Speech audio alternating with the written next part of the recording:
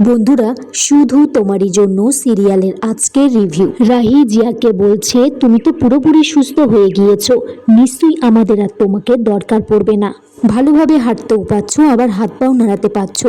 Memo বলছে, গোয়েন্দাগিন্নির চোখ ঠিক অপরাধীর দিকে চলে গেছে। রাহুল মনে মনে ভাবছে, ম্যাডাম দেখছি হিংসে করছে, তবু মুখ ফুটে বলবে না। এদিকে জিয়া যে বিজনেসের কথা বলছে, সেই বিজনেসে রাহি চাইছে একটা ভিডিও কনফারেন্সে প্রথম মিটিংটা করতে। তাদের সাথে রাহি ভিডিও কনফারেন্সে ভালোই মিটিং করছে। এদিকে তারা বলছে তাদের একজন স্পোর্টসম্যান ব্যাকগ্রাউন্ডের কাউকে চাই এই ডেভেলপমেন্ট এক্সিকিউটিভের জন্য। রাহি তখন জিয়াকে না ডেকে রাধিকাকে ডাকে আর বলে যে, দিদি ভাই, তুমি তো ভালোই খেলাধুলো সম্পর্কে বোঝো, আর তুমি তো ডিস্ট্রিক্ট লেভেলের চ্যাম্পিয়নও ছিলে, তুমিই বরঞ্চ এই প্রজেক্ট ডেভেলপমেন্টের এক্সিকিউটিভ হিসেবে যুক্ত হয়ে যাও। রাহি এদিকে বলে যে, প্রত্যেক মেয়েরই চাই নিজের পায়ে দাঁড়ানো। নিজের পায়ে দাঁড়ানো মানে টাকা পয়সা ইনকাম করা শুধুমাত্র নয়, নিজের সিদ্ধান্তগুলোকে সাহস করে নিজেই নেওয়া। রাধিকা তারপর এই সুযোগ করে দেবার জন্য রাহিকে ধন্যবাদ জানায় আর বলে যে, ভিক্টর তার জীবন থেকে চলে যাবার পর তার মনে হয়েছিল তার জীবনটা শেষ হয়ে গিয়েছে, কিন্তু না, তার জীবনের অনেক রাশ এখনো বাকি আছে।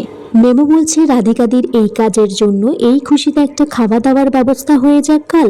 তখন রাহুলের মা বলছে, কাল তো আমাদের উপোস, কাল হবে না।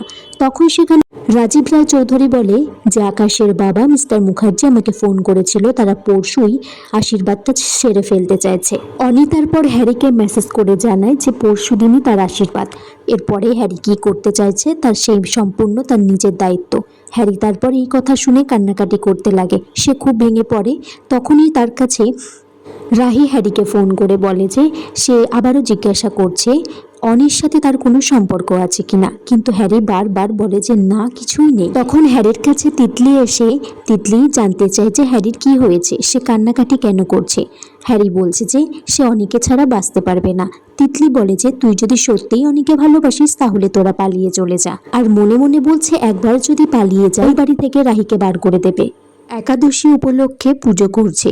রাহি ভগবানের কাছে বলছে, বাড়ির সকলের যেন মঙ্গল কামনা হয় ঠাকুর। এদিকে রাজীব রায় চৌধুরী, মেমো আর অনি লুচি খেতে বসেছে।